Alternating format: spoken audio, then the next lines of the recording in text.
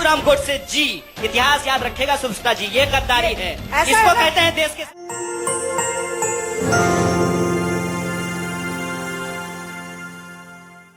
टुकड़े टुकड़े gang, Afzal group and party, इनके अफजल ग्रुप एंड पार्टी बोल रहा है इनको। इनके लिए अमित शाह देश है, चापलूसी छोड़ दीजिए। अरे चुप, भर्त्सना करते हुए उसका जी और अगर याद रहेगा। और जब हम मोदी जी पे सवाल पूछते हैं तो कहते हैं कि मोदी जी का विरोध करने के अलावा आपके पास कोई काम नहीं है।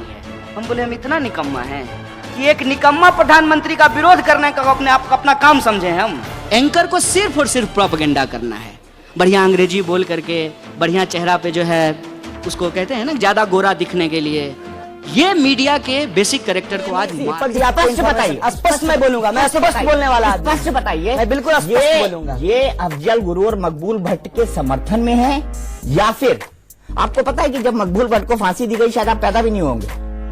आपको पता है मकबूल भट्ट के ऊपर आरोप क्या? देश के जब आजादी हुई तब आप नहीं पैदा हुए। नहीं, आप नहीं पैदा हुए। देश की आजादी की आप भी नहीं पैदा हुए थे और मैं उस आजादी की बात भी नहीं कर रहा। जब संविधान देश में लागू हुआ तब आप पैदा नहीं हुए।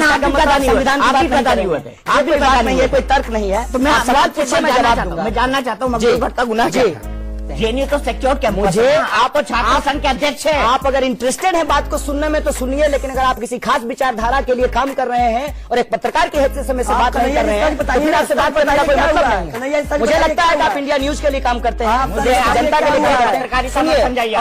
सुनिए मेरी बात, सुनिए। आपको जितनी उम्र नहीं उतनी साल से सरकारी क्या कर रहा है? आप मुझे मत समझाइए, आप मुझे ये बताइए कि क्या उन लोगों को आपने गिरफ्तार कराया? आपने उन लोगों को गिरफ्तार करवाया जो लोग भारत के विरोध में नारे लगा रहे थे? सुनेंगे तब तो। हाँ बोलिए, आप एक भी सवाल का जवाब सुनने के लिए तैयार? आप बोलिए ना। आप जितना मैं आप सवाल का जवाब दे रहा किसी ने नहीं दिया। हूं। सवाल का जवाब आपकी पार्टी, आप जिस आइडियोलॉजी को बिलोंग करते हैं वो कहता है लेनिन आतंकवादी है, उसने बहुतों को रेड टेरर में मारा है और मानता हूं मैं भी, लेकिन नाथूराम गोडसे ने भी तो हमारे फादर ऑफ नेशन को मारा, तो उसे आप क्यों नहीं टेररिस्ट मानते हो? ठीक है, देखिए बहुत अच्छा कि आपने ये सवाल पूछा। लेनिन टेररिस्ट है, लेनिन टेररिस्ट भी है, इसमें अंतर होता है ना? बात बार बार भी की आती है, लेकिन जिस तरह से मरोड़ तरोड़ कर किया जाता है वो बात है पर आकर के खत्म कर दी जाती है। बिल्कुल। अरे सेकंड पार्ट पे बोलने दीजिएगा तब ना, सेकंड पार्ट बोल रही हूँ। नाथूराम गोडसे जी पे आरएसएस का कथित, नाथूराम गोडसे जी पे हाँ सुन तो लीजिए, बोलने तो दीजिए। बोलने देंगे कि आप लोग बोलेंगे तो नहीं? बोलिए बोलिए जी। ये कल को हाफिज सहीद जी, चूंकि इन्होंने थोड़ा डाइवर्ट किया, हम भी 1 मिनट डाइवर्ट करके आएंगे, करेंगे। नाथूराम मुर्दाबाद क्या है इसमें? नाथूराम गोडसे मुर्दाबाद क्या है? गोल गोल घुमा रहे हैं, क्या बोलने में दिक्कत है? शिव तांडव स्तोत्र रावण ने रचना की थी। क्या दिक्कत है इसमें? है मुर्दाबाद है, इसमें क्या दिक्कत है? गोल गोल घुमा रहे हैं, जैसे हिंदुस्तान जिंदाबाद है, कन्हैया की बात जय है, वैसे नाथूराम गोडसे मुर्दाबाद है। बोलिए इसको। चुप करवाइए इनको, फिर चुप करवाइए इनको। बोलिए चुप करवाइए। अगर उन्होंने महात्मा गांधी का उन्होंने मर्डर किया है, उस पर आरएसएस का कथित बयान है, आप जाकर के पढ़िए उसको। भर्त्सना करते हुए जी और अगर याद रहेगा, अगर हत्या की है और नाथूराम गोडसे जी, इतिहास याद रखेगा सुपस्टार जी, ये गद्दारी है, इसको कहते हैं देश के साथ गद्दारी। ऐसा है ना? मोदी जी बहुत बढ़िया आदमी है और जैसा भी आप सोच लीजिए, हमको कोई दिक्कत नहीं है। तो मोदी जी कहते हैं कि हमको विपक्ष काम नहीं करने दे रहा है। बताइए, 56 इंच का सीना, 282 सीट, जिधर देखिए उधर ही भाजपा की सरकार, मतलब जिधर नजर उठाइएगा उधर भाजपा की सरकार है, तब भी विपक्ष काम नहीं करने दे रहा है। इस पे आपको विश्वास होता है? यह है प्रोपेगेंडा।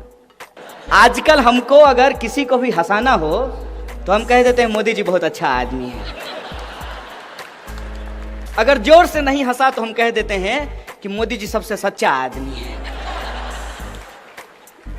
यूनिवर्सल ट्रुथ टाइप का हो गया है। मोदी जी कभी सच नहीं बोल सकते हैं। ये यूनिवर्सल जैसे होता है ना, यूनिवर्सल ट्रुथ। मोदी जी के लिए हम एक शब्द इस्तेमाल कर सकते हैं, यूनिवर्सल लाई। आप अपने दिल पे हाथ रख करके हमको बताइए कि आपका अच्छा दिन आ गया, तब आप कैसे कहते हैं कि मोदी जी बढ़िया आदमी है? और जब हम मोदी जी पे सवाल पूछते हैं तो कहते हैं कि मोदी जी का विरोध करने के अलावा आपके पास कोई काम नहीं है। हम बोले हम इतना निकम्मा हैं कि एक निकम्मा प्रधानमंत्री का विरोध करने का अपना काम समझे हैं हम। इन्होंने जो शुरुआती लाइन बोला इमोशनल, ये डबल स्पीक है, दोगलापन है। इन्होंने फौजियों की बात की, क्या 76 जब सीआरपीएफ के लोग मारे गए थे नहीं, दोगला गाली नहीं आपके मुंह से शोभा नहीं देता है, गाली मत दीजिए। दोगला गाली नहीं है, गाली मत दीजिए। Double speak. दोगला गाली नहीं तो आप दोगला हैं। यदि मैं डबल आप दोगला हैं क्या? यस, यदि हाँ, डबल बोलिए आप दोगला हैं। यदि तुम्हारे जैसा मैं बात करूंगा, जन्म कब हुआ आपका? जन्म कब हुआ? 87 में। हाँ, तो इसीलिए आपको तियानामेन स्क्वायर भी नहीं पता होगा। नहीं। बिल्कुल, क्योंकि आप बुतरू थे। आपको पता है? अरे हम तो उस समय जेल में थे। एक मिनट, आपको पता है? हम जेल में थे। आपको पता है? हम 89 में आप जेल। क्या किए? हम आप 10 में जब 76 सीआरपीएफ जवान की बर्स के खिलाफ जो है, जब वहाँ पे प्रोटेस्ट हो रहा था, तो आप क्या करते? चूड़ी पहन लिए थे, क्या किए थे? बोलिए। अरे राजदीप जी, देश बोल रहा है इनको टुकड़े टुकड़े गैंड। अफजल गुरुप एंड पार्टी, इनके अफजल गुरुप एंड पार्टी बोल रहा है इनको। इनके लिए अमित शाह देश है, चापलूसी छोड़ दीजिए। अरे चुप रहो। आप लालू यादव जी से मिलते हैं, उन लालू यादव से जो शहाबुद्दीन के साथ खड़े। अब मेरा सवाल आप समझ चुके हैं। वो शहाबुद्दीन जिसने चंद्रशेखर का खून किया, आपके अपने साथी, आपकी विचारधारा के साथी। आप जब जाके लालू यादव से मिल सकते हैं और आपको उनमें गलती नजर नहीं आती है, तो फिर कैसे आप ये सवाल खड़ा कर सकते हैं कि राजनीति के लिए सिर्फ नरेंद्र मोदी राजनीति कर रहे हैं? क्या कन्हैया कुमार राजनीति नहीं कर रहे? क्या लालू यादव राजनीति नहीं कर रहे? जवाब सुनते हैं। मैं ये बात स्वीकार कर रहा हूँ कि मैं राजनीति कर रहा हूँ और मैं वामपंथी राजनीति कर रहा हूँ। मैं मैडम से और उनके जो मास्टर हैं उनसे अपील करता हूँ कि वो भी ये स्वीकार करें कि वो राजनीति कर रहे हैं और वो नाथूराम पंथी राजनीति कर रहे हैं। यही बात है, इसको स्वीकार कर लीजिए। कन्हैया, आजाद कश्मीर पे आप क्या कहेंगे? आजाद कश्मीर कहाँ है? नहीं, नारे लगते हैं, आपकी क्या प्रतिक्रिया है उस किस पे? पे? आजाद कश्मीर जब मैं कह रहा हूँ कि मैं संविधान को मानता हूँ, तो इस देश की एकता और अखंडता में भी भरोसा करता हूँ। अपने मन में ही सपना आया, कुछ मान लिए, ऐसे नहीं होता है। तो आप आज कहिए कि कश्मीर भारत का इंटीग्रल हिस्सा है। ये आपके ये इसमें कहने की बात है? नहीं, तो आप नहीं कहती हैं क्या? हम तो कहते हैं। आप मानते हैं कि नहीं मानते हैं? हम तो मानते हैं। आप बोलिए कि कश्मीर भारत का हिस्सा है। कश्मीर भारत का हिस्सा मैं आपकी है। बात का पूर्णतः समर्थन करता हूँ। पर आप क्यों नहीं कह पाते? आप क्यों नहीं कह पाते? एक तरह के लोग वो हैं जो रवीश कुमार को बहुत पसंद करते हैं, और दूसरे तरह के लोग वो हैं जो नेशन वांट्स टू नो। मैं बहुत बड़ा इंडस्ट्रियलिस्ट हूँ और प्रधानमंत्री से मेरी दोस्ती है, और मैं इस देश का 40% मीडिया ऑन करता हूँ, तो स्वाभाविक रूप से प्रधानमंत्री से कोई सवाल नहीं पूछेगा। दिन भर जो है वहाँ पे भक्ति चलता रहेगा, हैं? और ये सब का सबसे बड़ा असर ये हुआ है कि आज मीडिया से रिपोर्टिंग खत्म हो गई है। पहले रिपोर्टर हुआ करते थे, एडिटर हुआ करते थे, अब एंकर होते हैं। और एंकर की पॉपुलैरिटी इतनी ज्यादा है कि वो हर चीज के एक्सपर्ट हैं। वो मंगल के भी एक्सपर्ट हैं, चंद्रमा के भी एक्सपर्ट हैं, वो ज्योग्राफी भी जानते हैं, हिस्ट्री भी जानते हैं, पॉलिटिक्स भी जानते हैं। ऐसा कैसे हो सकता है?